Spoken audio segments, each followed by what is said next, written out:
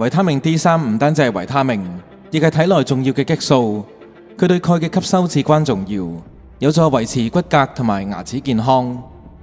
皮膚接觸陽光紫外線 B 嘅時候，身體會自然合成維他命 D3，呢個係最自然獲取維他命 D3 嘅方式。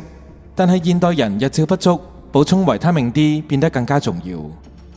食物中亦都能夠攝取維他命 D3，例如三文魚、青魚、沙丁魚、蛋黃同埋肝臟等等。部分牛奶同埋穀物亦都添加咗維他命 D。然而，食用魚類需要注意輻射污染，食用牛奶同埋穀物亦有乳糖不耐症或者現代小麥膚質嘅問題。因此，補充維他命 D3 嘅最佳方法係服用脂溶性維他命 D3 同埋 K2 配方。維他命 D3 又稱膽鈣化醇，係維他命 D 嘅最佳形式。佢與人體自然合成形式相同，吸收同埋利用嘅效率更高。研究顯示，維他命 D3 比 D2 更有效提高同埋維持血液維他命 D 水平，而且體內穩定性更高，提供更持久嘅健康效益。服用維他命 K2 能夠確保鈣嘅正確分配。維他命 D3 促進鈣吸收，但係缺乏 K2 嘅時候，鈣可能沉積喺動脈同埋軟組織，而非骨骼。K2 能夠引導鈣到骨骼，促進骨骼健康，防止動脈鈣化。佢亦都能夠激活基質 GLA 蛋白，抑制鈣喺動脈沉積，保護心血管健康。維他命 D3 同埋 K2 協同作用，增強彼此效益，優化鈣代謝，支持骨骼同埋心血管健康。好多健康專家推薦呢種組合，尤其係需要長期補充維他命 D 嘅時候。維他命 D3 益處良多，除咗促進鈣吸收、維持骨骼健康，仲能夠增強免疫力、改善情緒、減少抑鬱症狀，並對心血管健康有積極影響。缺乏維他命 D3 會導致健康問題，兒童可能患扣留病，成人則有骨質疏鬆風險、免疫力下降、抑鬱、焦慮等情緒問題。自然療法醫生建議嘅維他命 D3 劑量通常高於傳統醫學，佢哋認為現代人普遍缺乏日照，需要更高劑量補充，可能建議每日攝取5000至到1萬 IU， 尤其喺日照少嘅冬季。而傳統醫學建議每日400至800 IU。自然療法醫生認為，適量增加維他命 D3 攝取冇害而且有益。維他命 D3 中毒嘅擔憂只係基於過時研究同埋誤解。實際上，維他命 D3 中毒非常罕見，通常只發生喺長期攝取極高劑量，即每日超過4萬 IU。一啲研究同埋文章指出，尤其係高緯度地區或者日照不足嘅季節，好多人維他命 D3 攝取不足，就更需要補充高劑量，以預防多種健康問題。總之，維他命 D3 對維持整體健康至關重要，適當增加攝取量有益健康，但亦應該根據個人健康狀況同埋專業醫生建議調整。著名自然療法醫學博士 Dr. Berg 認為，西醫同埋藥廠刻意將每日維他命 D3 建議攝取量從至少1萬 IU 壓低至400 IU， 導致好多現代疾病，包括癌症，讓佢哋從中賺取數以億計嘅金錢。This video might get me banned or in trouble, and I think you're going to question everything that you thought you knew about modern medicine. I'm going to share just the highlights from this book right here, which I'll put a link down below. There's a lot more details on this topic, but I'm going to cover the highlights. Typically, the RDAs for vitamin D are about 600 IUs. They stand for international units. It's an arbitrary number, which basically a group of people in a committee voted on it. And I really believe it was originally designed to scare people from taking too much of certain things. But at the end of this video, I'm going to share with you who really started this whole thing, and it will all make sense. And if we just take a look at 600 IUs, international units, how many milligrams is that? That's just a little bit more than 1/10 of 1 milligram. That's a very small amount. For the last 100 years, vitamin D has been a very controversial topic because I believe it helps so many people in so many ways. We used sunbathing called heliotherapy back in the early 1900s. This was before vaccines and this was before antibiotics. and they would heal up their TB and their asthma, osteoporosis, tooth decay, psoriasis, mood issues, diabetes, heart disease, and even cancer. And then what happened? We're told to stay out of the sun. Here, take your sunblock. Vitamin D can be toxic.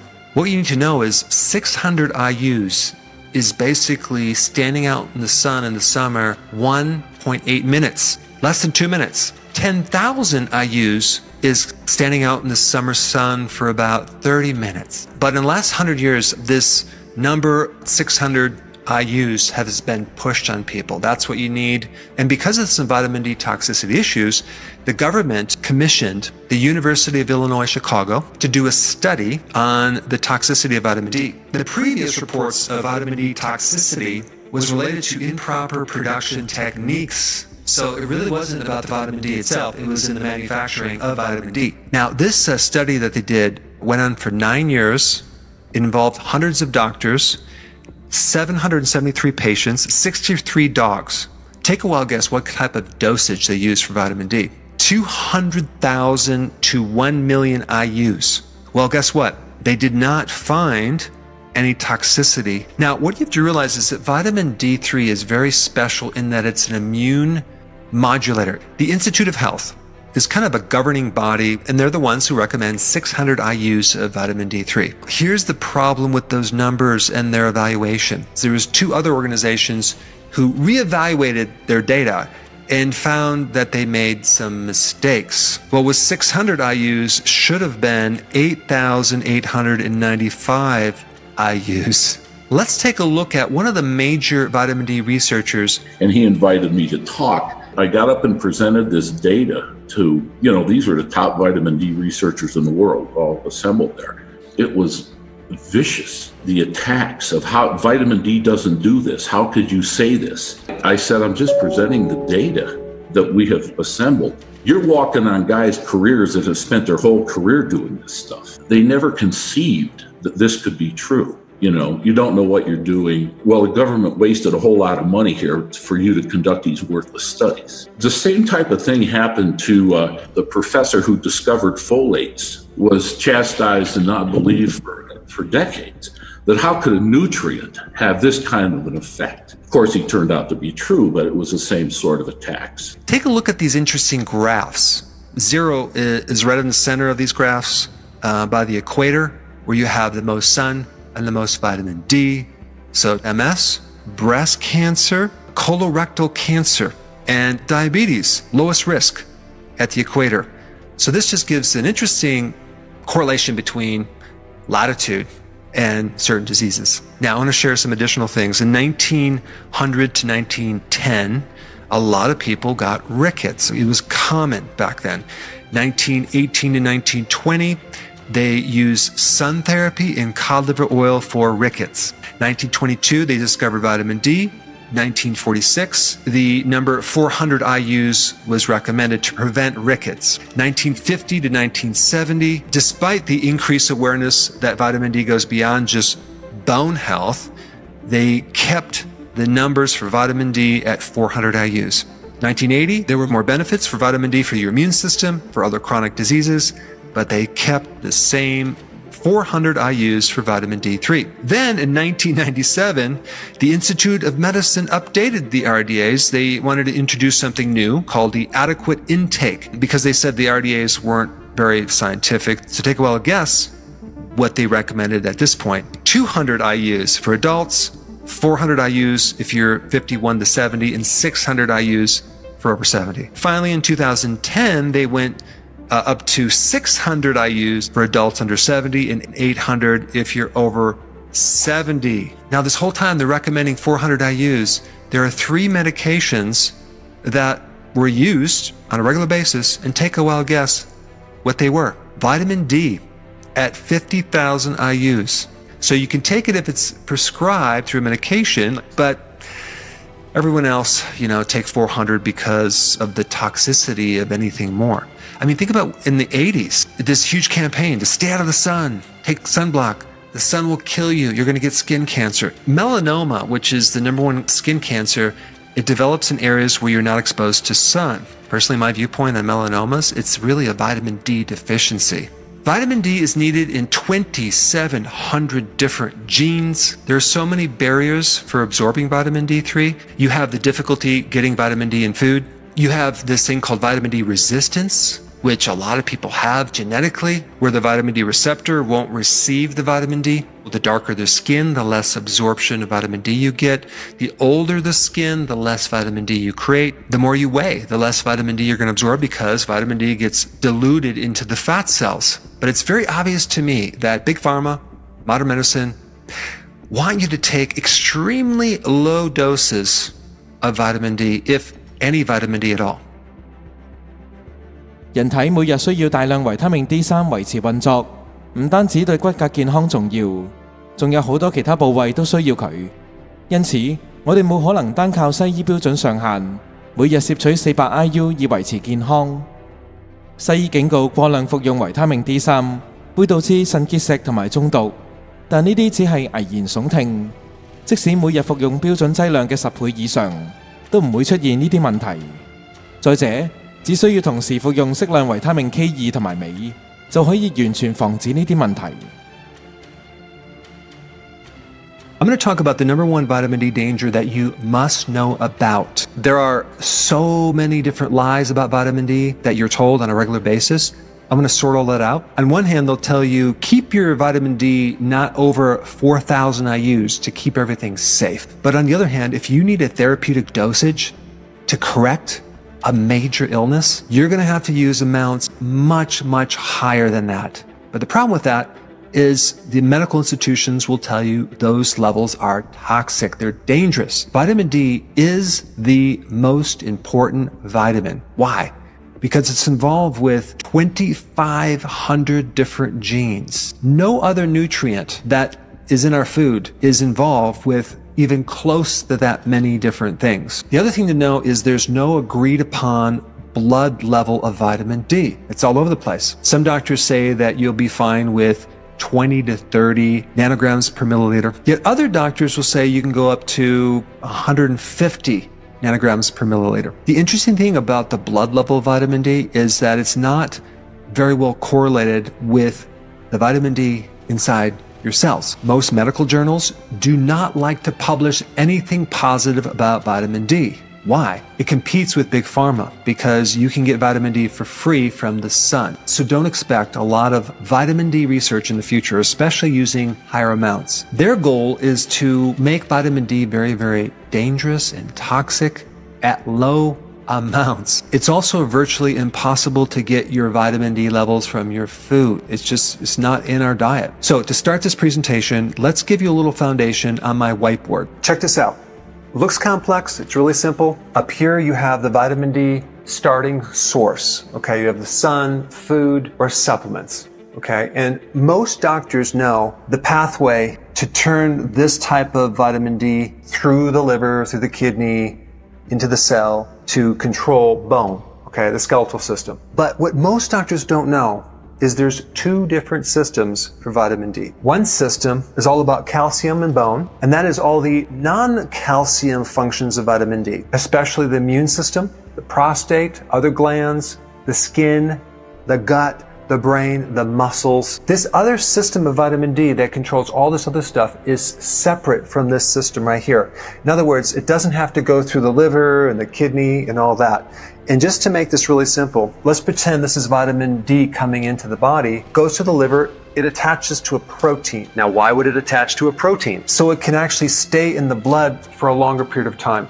Because the half-life of this right here is 24 hours. So to increase the half-life to 3 to 4 weeks, you need to connect it to a protein, okay? So it can be stored in the blood, and then when you need it, it goes through the kidney and it detaches, so this vitamin D can go into the cell and eventually into the bone. But with this other system right here, what you need to know is that the blood vitamin D that's attached to that protein is not going to be going into this system. Only a tiny bit of the vitamin D in your blood is going to go into this system if you have damage to the liver, if you're pregnant, if you're on birth control pills, hormone replacement therapy, if you have cancer or viruses, the more that this protein is stuck really hard to that vitamin D, and it takes a lot more of it to release. And this is why you only get just tiny amounts from the blood into all these other sources. So then the big question is, where is the vitamin D coming from? It's coming from either vitamin D in your food or the supplements or the sun. Most of the research done on vitamin D is done on this system. And so everything, it revolves around these low numbers, 600 to 800 IUs, as well as the blood levels of vitamin D being between 25 and 30 nanograms per milliliter. That might be sufficient for the bones, but not for this system right here. Now, on top of everything, you have other things that can block the sun and other supplements, air pollution, sunscreens. And it's interesting how a lot of health problems started to increase right after that very stupid recommendation. The more gut inflammation you have, the less you're going to be able to absorb vitamin D. If you have a magnesium deficiency, which most people do, you're not going to get this right through in here. The majority of people have some type of genetic problem that prevents them from absorbing vitamin D. Also, depending on your latitude, how close do you live to the equator versus living further up in northern America where you're going to get less sun. Also, your altitude matters. If you live in Colorado, you'll get more vitamin D because you're very high altitudes in the mountains versus somewhere at sea level, you're going to get less vitamin D. Also, depending on the season. In the winter, you don't get virtually any vitamin D from the sun. Obesity can also disperse your vitamin D. The older you are, the less vitamin D you're going to absorb. If you have insulin resistance, that's a pre-diabetic situation.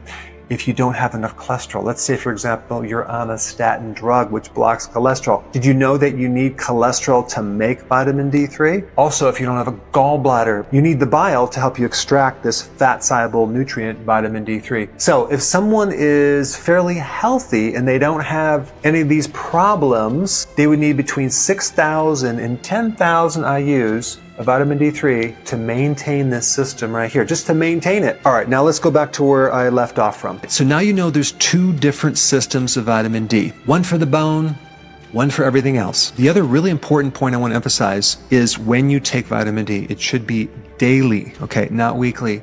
Because the lion's share of vitamin D that feeds this other non-calcium system comes from the diet, sun, or supplements that you would have to get exposed to from the sun or take supplements every single day. And the more problems you have, the more vitamin D you need to take to create this therapeutic dosage. One really important thing to know is that a therapeutic dosage, which is higher amounts, does not mean it's a toxic dosage. There's some fascinating information by an ophthalmologist out of Germany who wrote a book on high doses of vitamin D and glaucoma. He has found amazing results by giving his patients high doses of vitamin D3 and getting results with glaucoma and many other different eye abnormalities. He said to create a therapeutic range, you have to get the blood levels between 60 and 80 nanograms per milliliter. And what you're going to get is a remodeling of the eye. You have to realize that your immune system already has the ability to kill cancer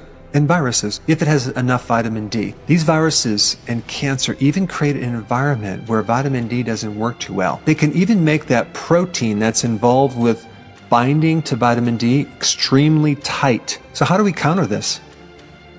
我哋繼續觀看剛才嘅影片。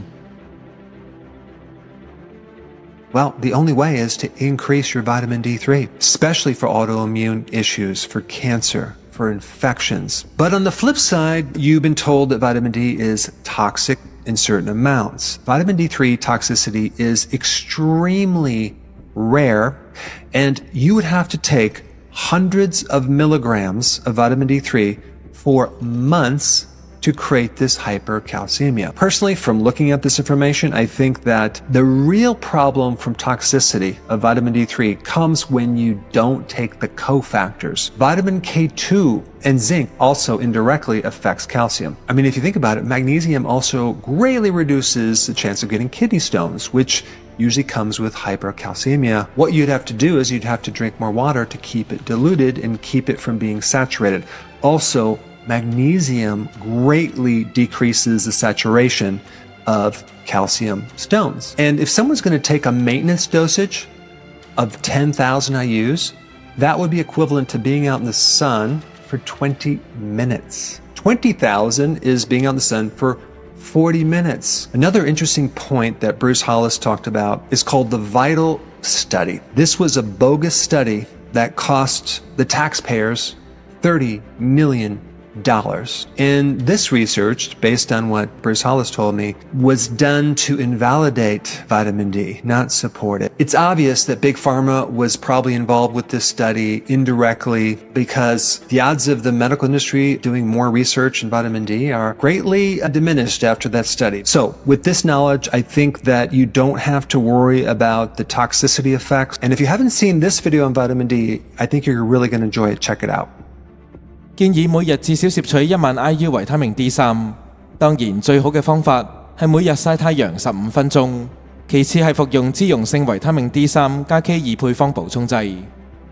早前，日華牧師曾經向策略家同埋極速回應小組分享，若果我哋慣常每2年做一次體檢，而且每日攝取超過400 IU 維他命 D3，西醫通常會警告攝取過量容易中毒，要求減少劑量。但其實只要同時服用 K2 就能夠解決問題。以下係日華牧師於2024年9月7日嘅錄音分享。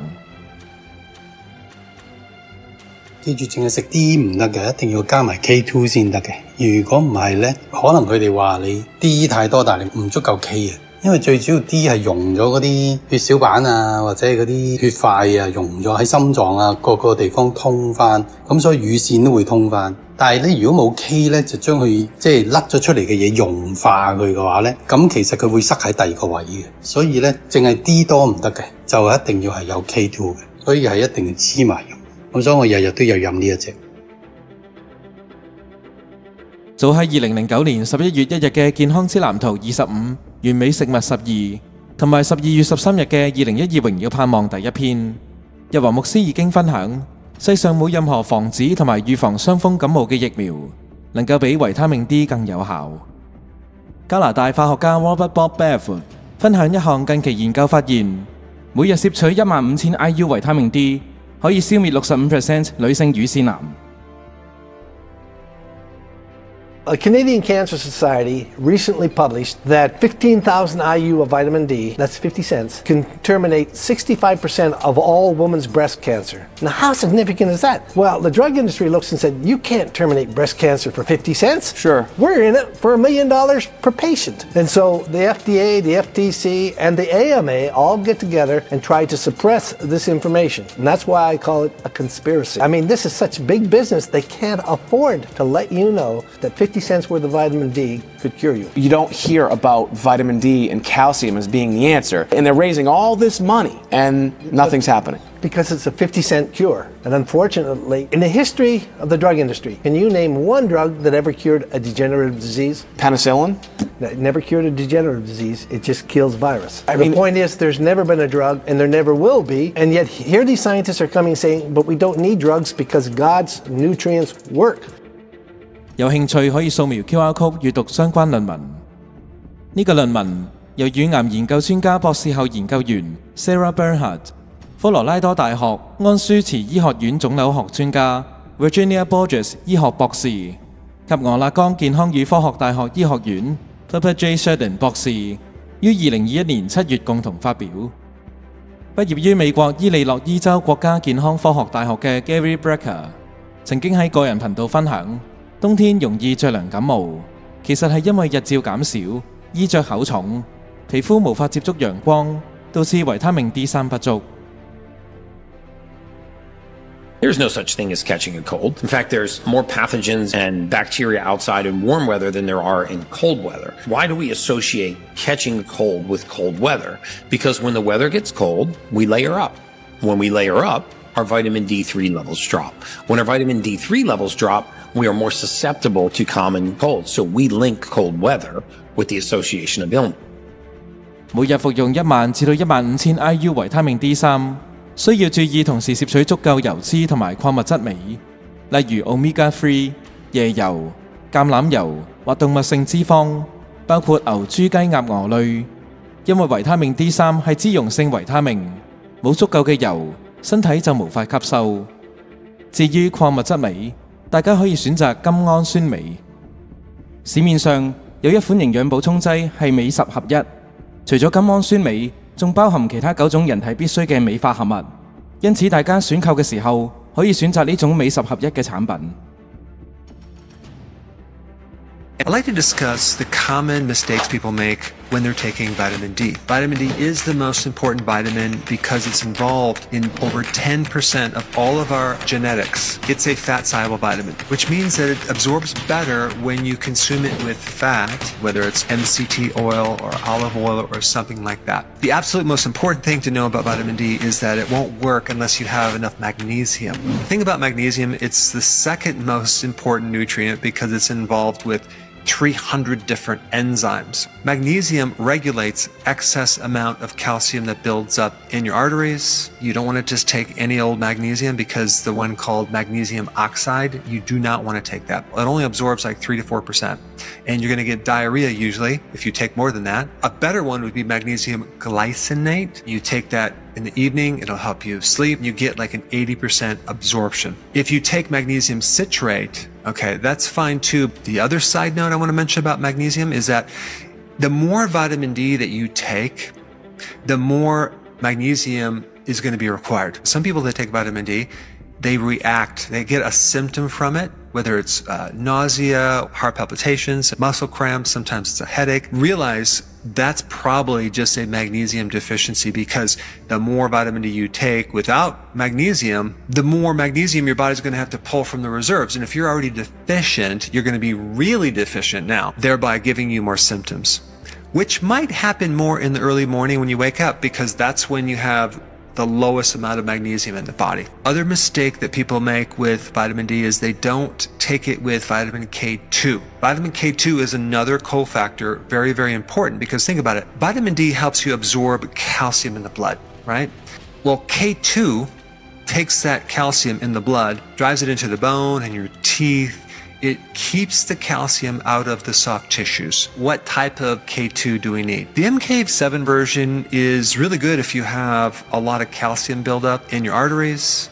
And it's also really good for cancer, believe it or not. And the amount that I would recommend would be 100 micrograms for every 10,000 IUs of vitamin D3. Next point is another cofactor, zinc. And one of the things it does is it helps you convert cholesterol into vitamin D. I would recommend if you're taking 10,000 IUs of vitamin D3 to take like 20 milligrams of zinc. Zinc does a lot. In fact, it's a cofactor for all sex hormones. Next point I want to bring up is the mistake of not taking enough vitamin D3. If you take the typical recommended amount, which is between 600 to 800 IUs, it's not going to do anything. You need daily vitamin D3 of at least 6,000 to 8,000 to 10,000 IUs every single day. And that data is not really understood by some of these researchers. And so when they do studies, they might give the people in the study vitamin D once a week or once a month or even once a year.